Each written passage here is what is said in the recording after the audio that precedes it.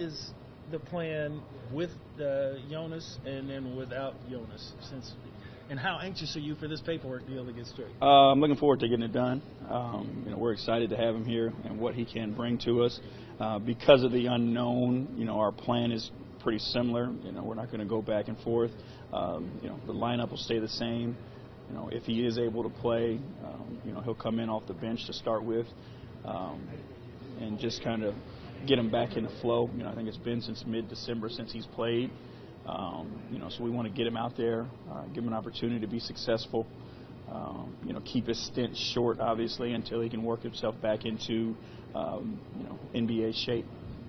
How much of it was fantasy, like getting a win with all your new guys in, and then now you've got the Spurs here, who they're an established team that they're playing for a title themselves, to try to throw them back out there and see if they can get it done again? I mean, it's fun. It's the reason why we do what we do, is because of the love of competition. You love the challenges that people put in front of you, and every single night, whether it's an individual player, or a team, you think about those challenges. As a player, as a coaching staff, and you try to figure out a way to be successful and overcome all those challenges. The obstacles that come throughout the game, the adversity that you face during the game, the momentum swings, all those things are a part of it. And how do you handle those situations, as individuals and as a team, well enough that you can be successful? And the Spurs present a ton of those challenges. Not only do they have some great one-on-one players, they probably have the best coach of our era. They have a system that's been established. They've got guys in a role who understand what their role is, and they're probably the best at that in the business. So they present a ton of challenges. It's just a matter of, how many of those small challenges can you win that help you be successful overall. When it comes to just the Spurs, another team that's traded a franchise star up north recently, do you see them almost as like an example of how to quickly flip the switch after, experiencing that? Well, I think they're an example for most things. If you look at the way that they're built, you look at the way that they play, the professionalism which they carry themselves, the organization, the structure, the discipline, all those things are what we all strive to be. And not to take away from any one player, but when you have a strong system and a strong base, you can integrate different people, and you can still be successful, as that they've proven you can be. Obviously it's a difference between DeRozan and Leonard and those guys, but the system is relatively the same, and that gives those guys an opportunity to be successful, because the 13 other guys, 14 other guys that are around them understand what they're trying to get done, and it makes it easier for everybody when everybody gets on the same page. They've been going big up front recently. I mean, Jaren also getting more usage, presumably, than the previous meetings with them. I mean, how does that change this matchup compared to the other ones when you have that down low? Well, I mean, I think it works for us as well, because we do have true size. You look at the night that Joe had the other night. If we are fortunate enough to have Jonas available, Ivan, Jaren, and then Bruno be able to play that swing position, we have good depth there at the big guy spot. So, it allows us to get, our best players on the floor and compete against their size.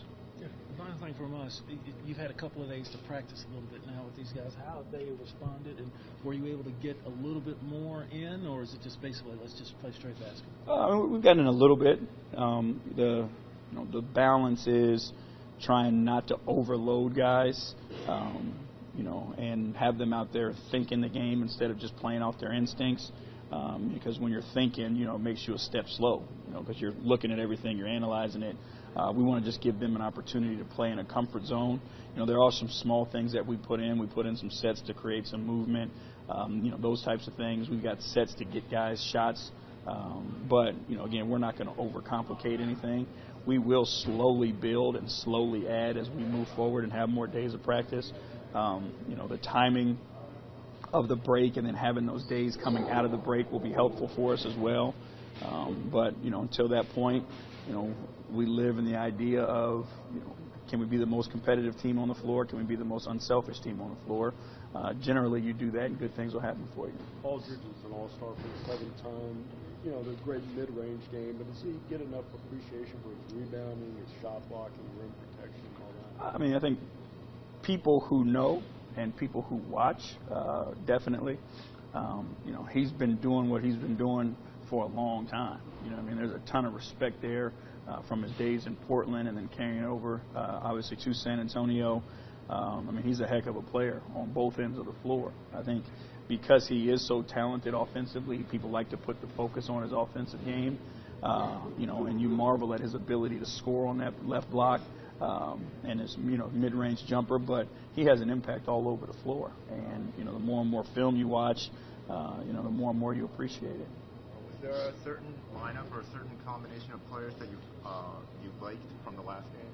Yeah, I mean, I think we have a balance of versatility, and it was just, you know, one game, so the combinations haven't been massive, you know, to go actually look at the numbers and break it all down. But, you know, the versatility of being able to play Mike and DeLon, you know, in that backcourt together where either one of them can handle it, the other one gets to run the floor, you know, I think is going to be good for us. You know, I just watch Avery, you know, in the way that he's able to defend the ball.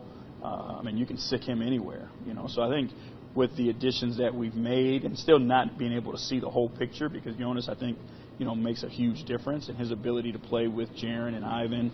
And if you wanted to go really big, you know, because he is a capable three-point shooter, you know, could play him and Joe Kim together at some point. So I'm looking forward to it, just being able to figure out how we can mix and match. And, you know, C.J. Miles being able to play the four and be able to shoot it the way he can shoot it, it opens up a ton of space. So I'm excited about the opportunities.